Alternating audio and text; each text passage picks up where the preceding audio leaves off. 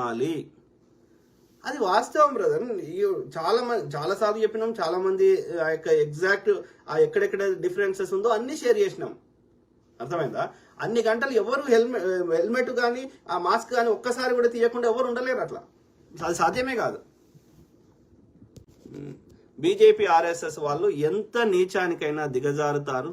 అధికారం కోసం మత విద్వేషాలు, మారణకాండలు చేయడానికి వీళ్ళు ముస్లింల మీద దాడులు చేస్తారు, క్రైస్తవుల మీద దాడులు చేస్తారు, హిందువుల మీద కూడా దాడులు చేస్తారు.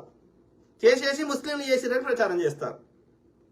ఆ సావర్కర్ అనేటువంటి ఆర్య బ్రాహ్మణుడు ఏది ఆరుగురు బ్రాహ్మణులు కలిసి అతన్ని చంపే ప్రయత్నం చేశారు మహాత్మా గాంధీ గారిని. సో ఆ క్రమంలో ఆ సావర్కర్ అనేటోడు సుంతి చేయించుకున్నాడు.